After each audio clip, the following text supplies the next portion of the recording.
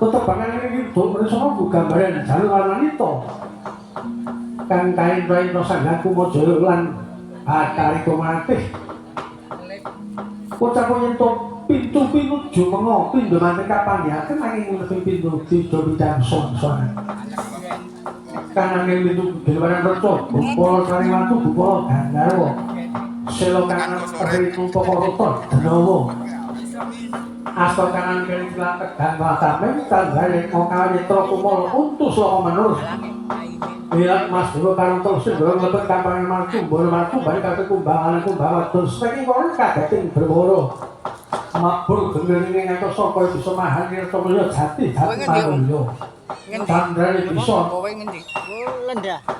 nubruk gabus medang besos bareng-bareng pepindahan dari Cikoro Bolo foto pensinan dah jokeliwang lawang so mantap undang-undang serangan banjus pinan marki terus dihaton sing bareng lo cekoto nyanyi sinampar korak dipatut kebiarkan kartiko sile pernah mulat unggul kang semenangan gotilan sak mantuan jeluk ini haton ini dipilih rokok gandangnya baru alut ini kono tetel nyetok kelumpuran koyang berdaya liring puspito mulat belenggungi kang nalika semono binambaran kula kang minon tirta sajan tenung gegambaran saka pindra kang gambar pindha kula kang sanyaken yekti bisa mewangi wawanguning gapura dana metata siget candring kula kundur dalem sipun Prabu Kesuma pinapak sang garwa Praneswari Tritunggal Desa Sumono Jambawati nalika semono sigel kawijayan pirang dalem dulu swara jumujud panti busana panti wedhe papan bujana dar ing sanyatane senajan cinang sandaran ing isipun datang kersa munjuk datang kersa dar awit meket aturipun dan putra Gatotkaca bilih negari ing ngamarta saged anutawatosi para sangyanipun adikan ngantos semana kapangan dawuhipun acara dipecahkan lagi orang-orang mengawalan dari bangsukan menangani kepala sepi surat kedasih kumpulan sampai dengan Projon Durwati Purno sang itu sepanso papan rojini lihat toko panggasan bumi noto sidro jemojong ing panti busono panti papan busono kepragon ratu kasarakan iriku sidro merasa kepragon brahmono kang suai sarawosito Bos utusan para dikiringaken Bupara ratus lewatun arsa minggah selanggar pamujan ngeningken paling nolo derek ingkang swadha dupang kang kemawon dupang itu menyang hati gini menyangkang tinumlangen anggung linagaring daun nobel makantar-kantar kumpul sundul ngalian buku sering cupos kumulun ngeningken jas sangat bagus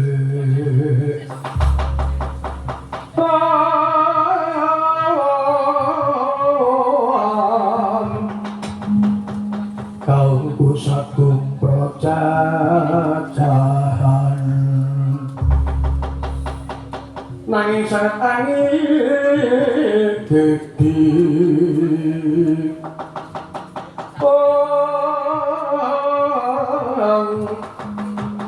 mulat sangkane putran yang sang Dewi Adi hampir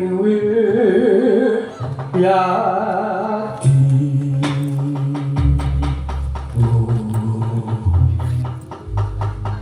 siget kandrane ingkang mampu pamujan goyang kacari to nggih wong pasi Banjawi iku warnanira Raden Sombong Wisnubrata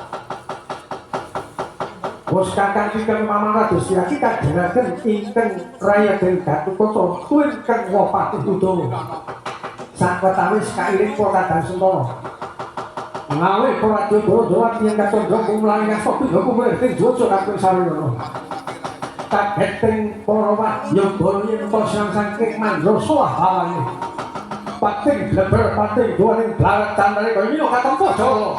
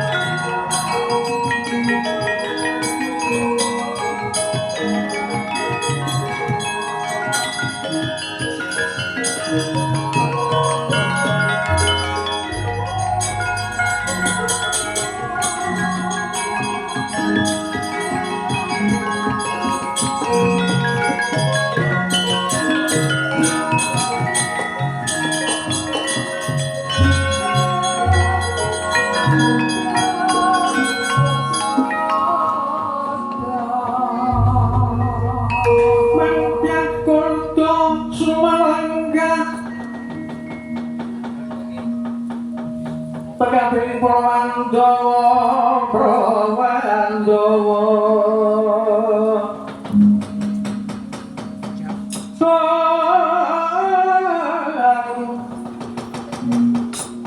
sumehaping paparisan Prananggana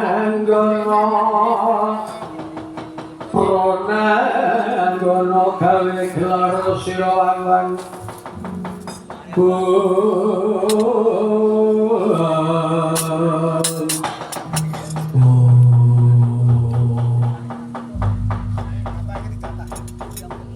Kadanipun Kakang Dimas Gatotkaca wonten dawuh Kang Mas pamaksud yaki kula nggih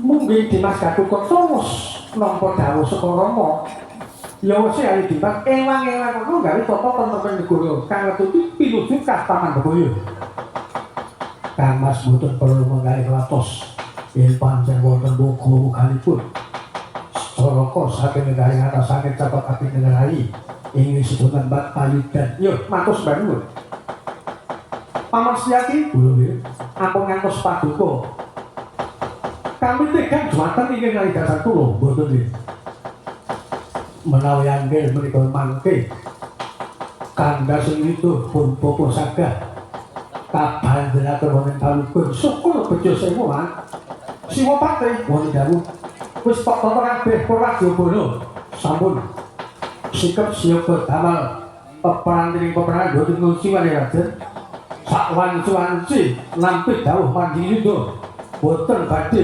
ngaping kali syukur sesen Dimas Gatotkaca menapa dipamriyati sak sampun sedaya siaga ing damel sumeka ing diri boten ana rawuhipun cara kon ditemeku badhe panggihan langkung piye Anggen sumber perantos-atos Dimas Gatotkaca aja dados mangkon Kakang tak temongane cara saka negara ingkang sari syukur yen pancen kena digawe becik gene orane rame-rame atas malam-malam kutung Mas Nur Kang Mas aturan tindak rumiyin boten pekulatos sak pangkaripun Kang Mas Wisnu Broto kula jampangi sangadegan Dimas Kocor Boyo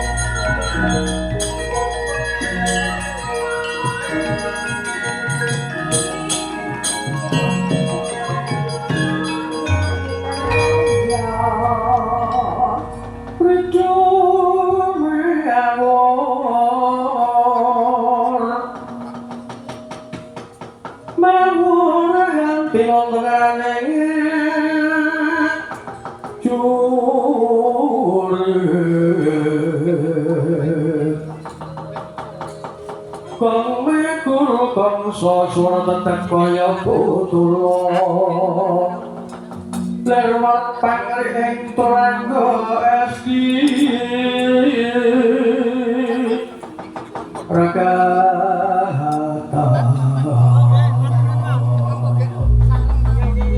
ingkang bocah layu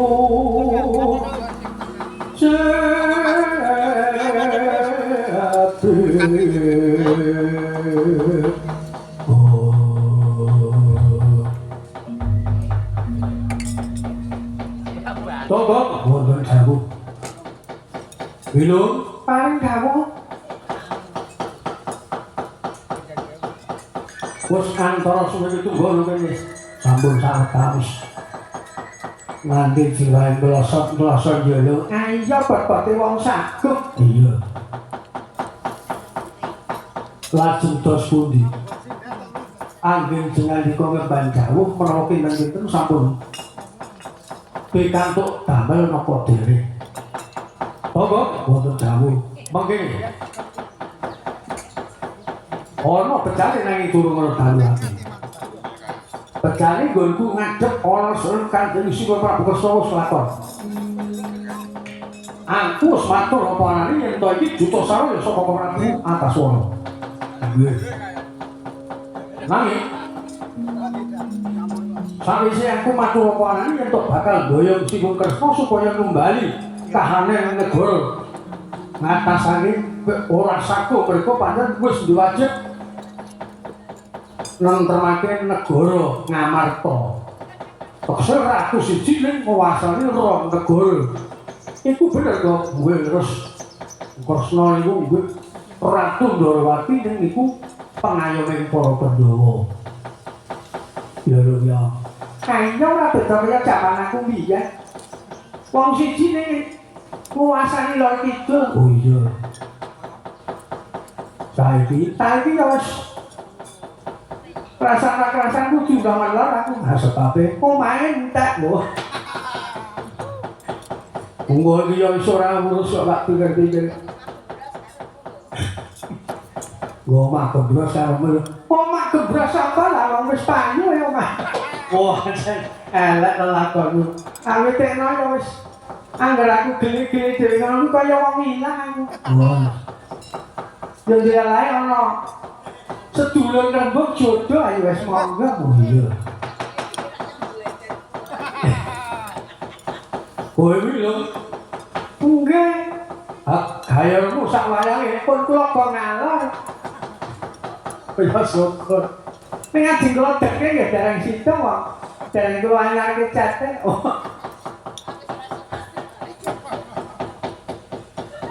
Gulungane ya ana lho. Hah? Gulungane. Ana nang loro kan pelok kok. Salah. Mesti yo dilalah kok. Tapi tenan ya wis ambak ngomong ngekeng-keng kono kecebel aja macam. Danten nang angger aku nang ngene kanca ngono kuwi luwih kanca seni wati tak rewangi nyolong-nyolong. Ngono.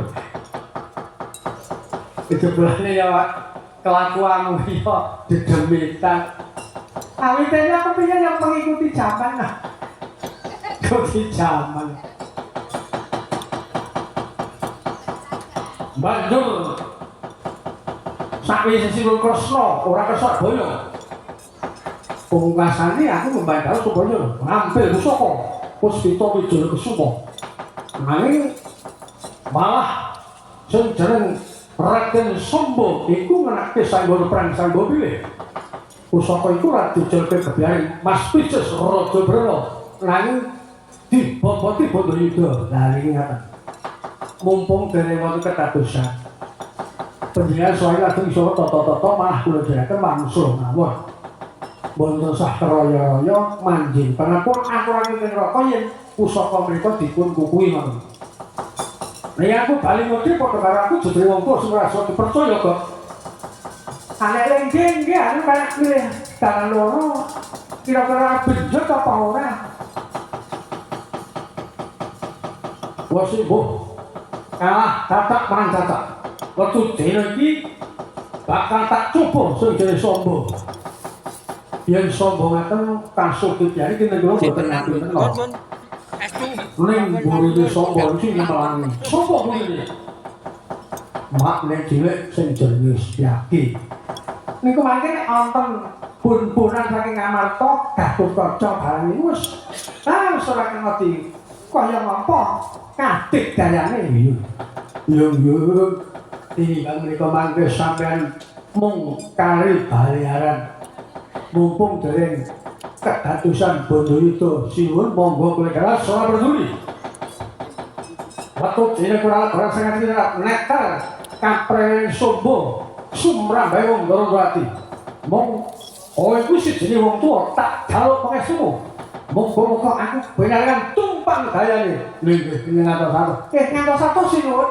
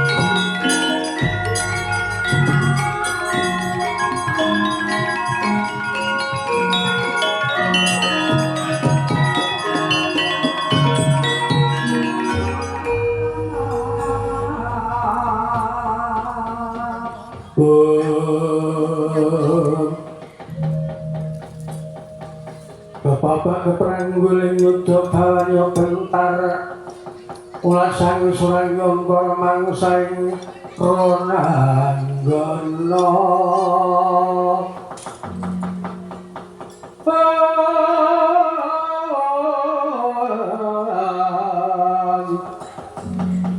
ronanggana gawe gelar sira wang-wang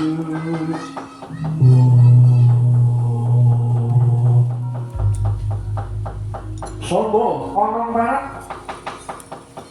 iki mumpung aku isih darbi kesabaran yen panjenengan eman dina iki pusaka tumeli pasrah none aku bakal tak bali nang ngatasake opo kan dadi panjenengan segera dipinang kan dening Koko Prabu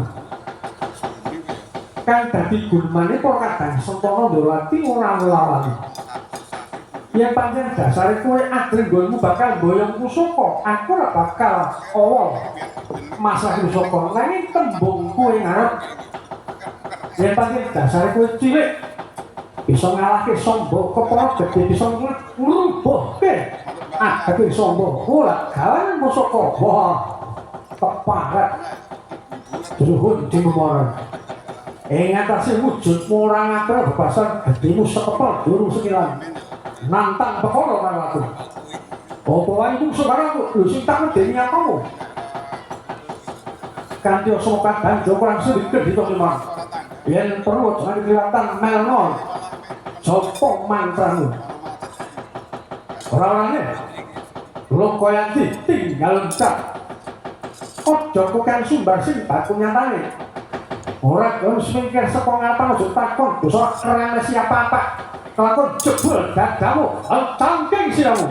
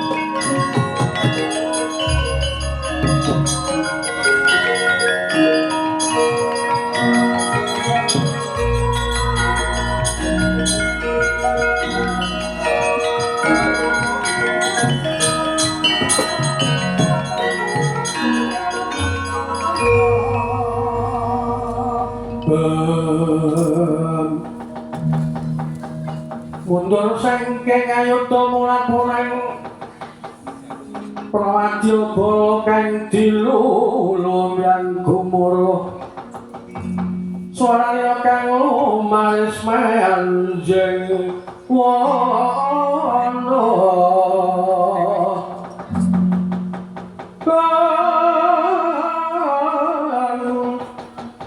mulat satu kang lumayu mangungsi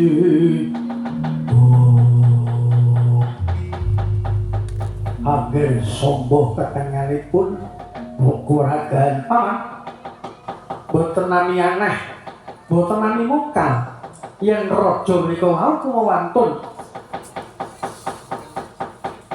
keladuk ini dados aturipun saking Kanjeng Rama sedya ngancam risake negari boten muka pancen raja menika wau dedaya saring kula cobi kula dawuh anteping tak nganti sapindo tumama kaping 4 marambah-rambah boten dipun damel raos saking gemunging manah kula paman jemparing kemawon namung katamper kula sudut curiga nyatane mental kados yuduk karet kepeksa ingin putra kuragane paman ingkang menika kula sumanggaken nyuwun sabiyantunipun paman lha ingkang alit raja boten mundur agi boten pecah lampah kok lampah negari durang dados sungsang bono bali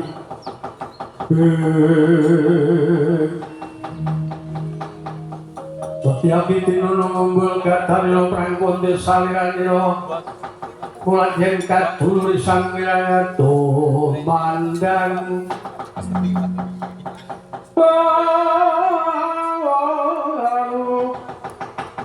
Setiap niku garwani rosaki mondrat mojo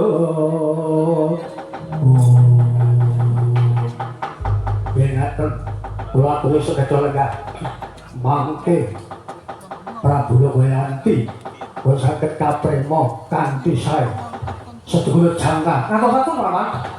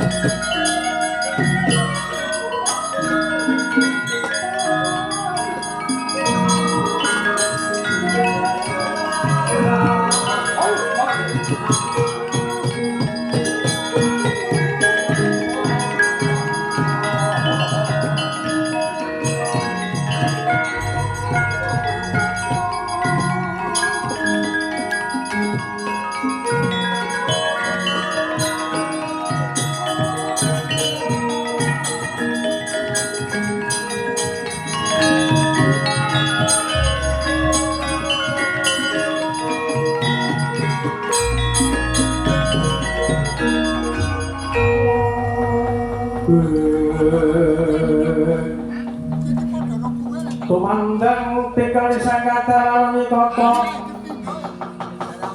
sang prawasa pinarwasa kumregut makuting ayuda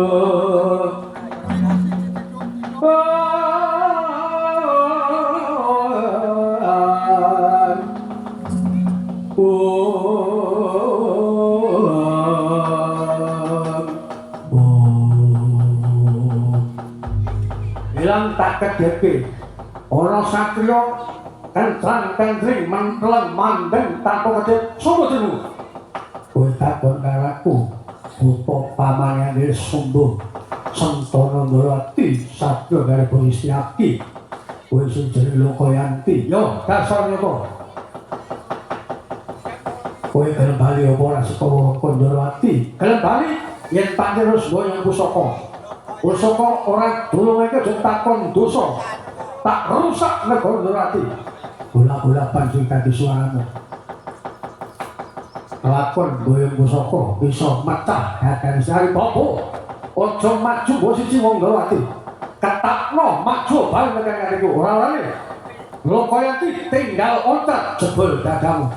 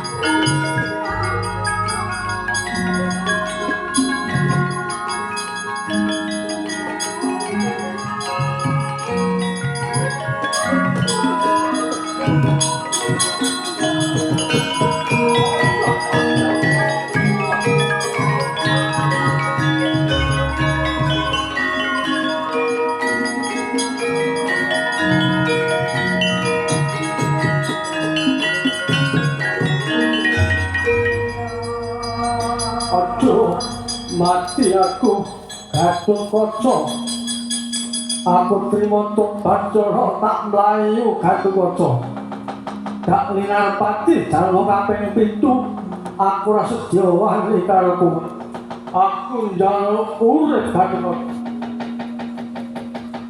Assalamualaikum ngaten nggih boten perlu lajeng dipun paringi panjenengan Assalamualaikum mangke tertentu badhe dados memalani negari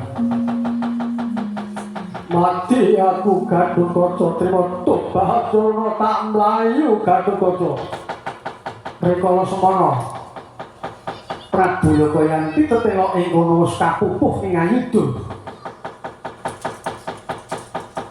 awit kaya wis rumas yen kaya ngono karo Banlawan tanding marang para kadang Sentana ing Dwarawati Rajan Raden Gatot Kaca saking ngono dhateng Darbe Ras welas marang satu sekti kang kono denangken Bodho Kalani Estri manah rikala semana Prabu Lokoyanti sedya den sirnaken mawi daya panguwasaning Brujijat kang asta Aji Esmu Gunting Prandene Jawata dereng maringaken yen to Raden Gatotkaca sira kaprasa ing Sang Gatotkaca pilih mergane bisa nampa pitulaning dewa. Eling-eling nalika Kang Sekti Mandraguna dasar kasiluman aji wul putih lamus winatek bisa lunyuh salirane Prabu Lokayanti dasar genot yang kemurit Raden Gatotkaca saya dangu Rana astane Raden Gatotkaca mijeriwe saya dangu saya kendo terkenang astora muka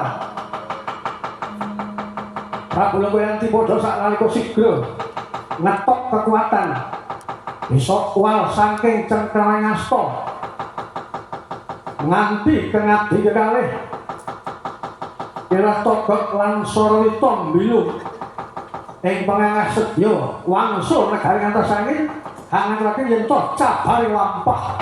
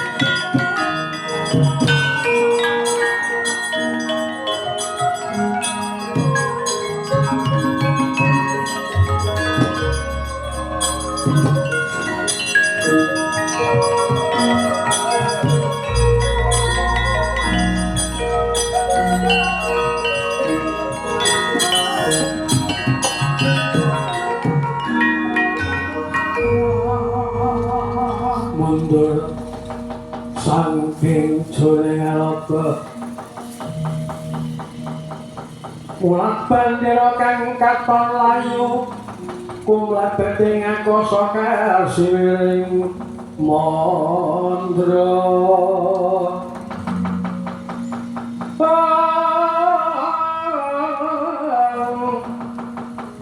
kapiyarsa swaning beli-beli tangoramu mangani kono enggak kono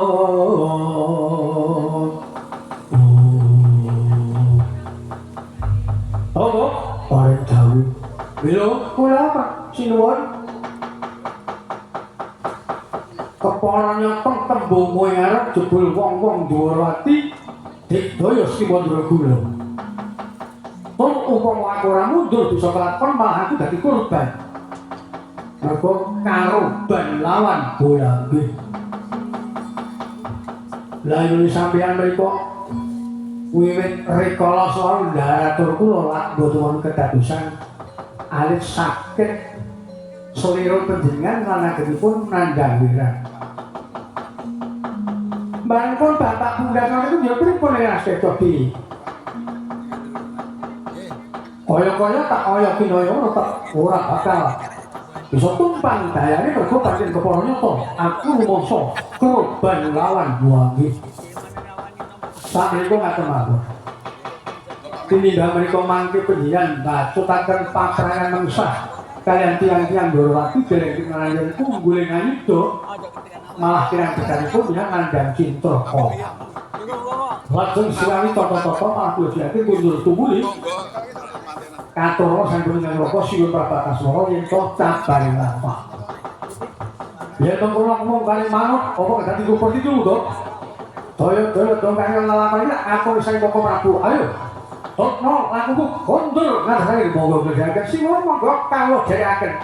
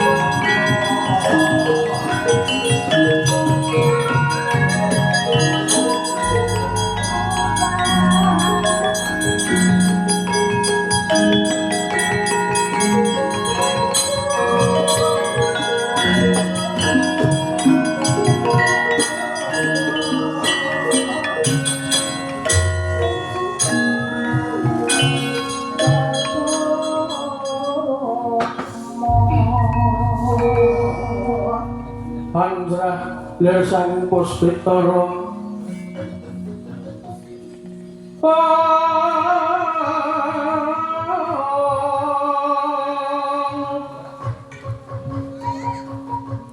kadya ping sawerana amrih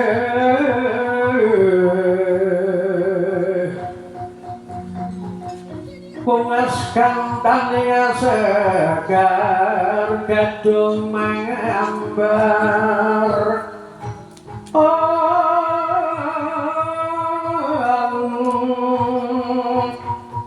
pasiring mandra srumeting ngakoso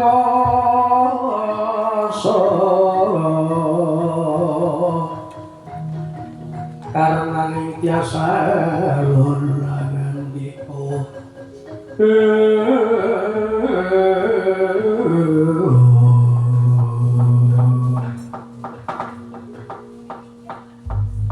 Paman Sutyaki boten dawuh nggih apa dene Yai Kacanegara kula Kamas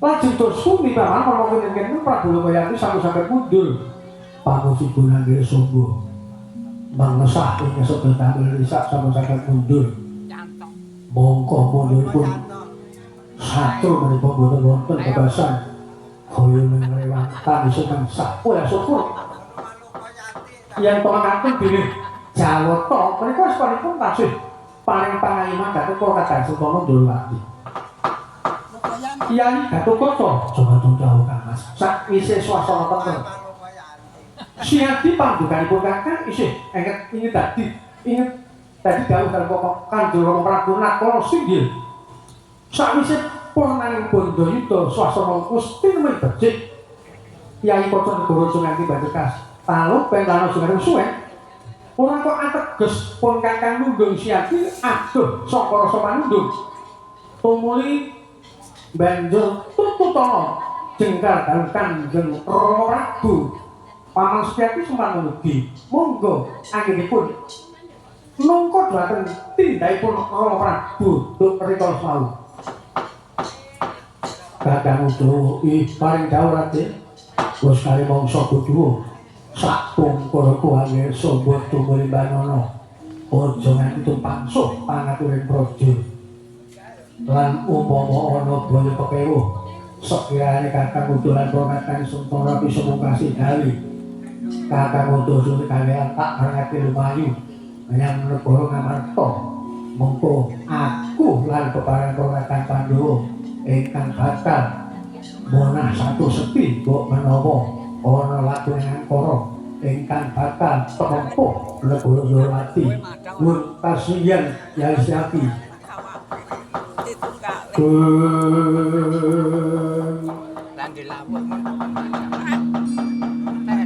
Bapak musim kang warisan dan malaikat gojek kok simbar jogja wang malangun wis nyoke angusir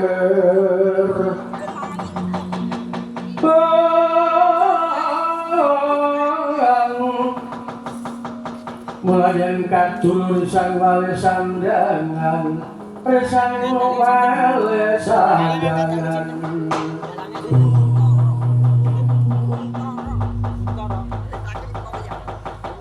yen kategatas kula tumuli nyuwun pamit sing ati-ati dadi kocok aja kaya bocah mensur nggih kula nyuwun pamit keparenganti tindakipun dadi kocok paman ing kedangan sakos Kakang Udawa mangsa kudu tata ragiting raja namung sak pangkaripun Yai Setyaki mugi-mugi kaparengan pangestu mugi-mugi negari lagi kali sopeng sambekala tinegriya godha rencana yen mengkono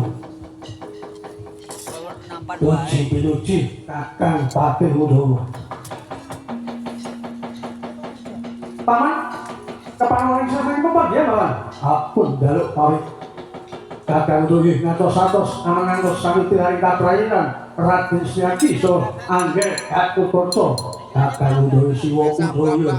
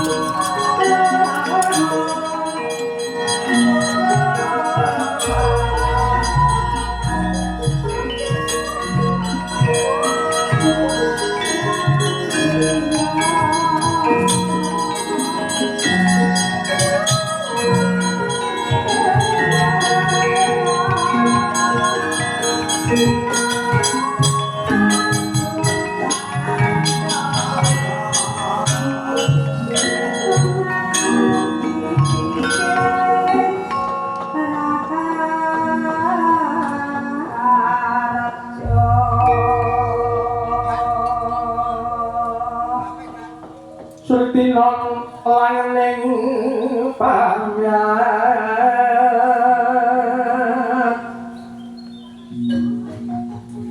busana maneka warna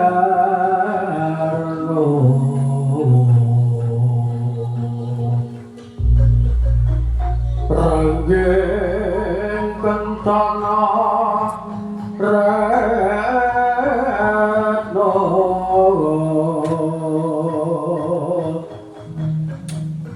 prapanjalayu kumitir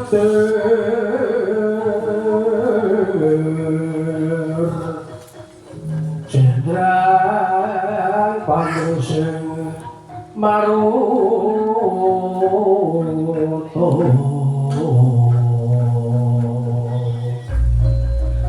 serno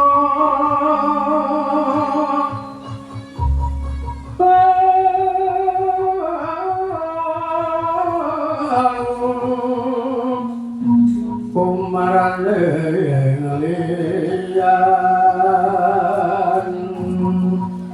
mangyal kumlebeting wojo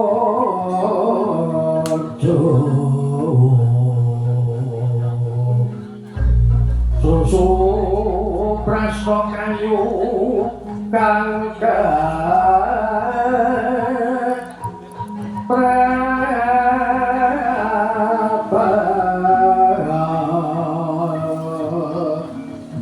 puspito kanjahing siti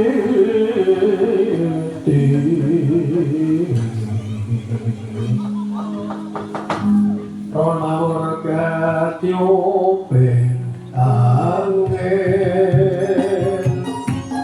pemilahannya tumakan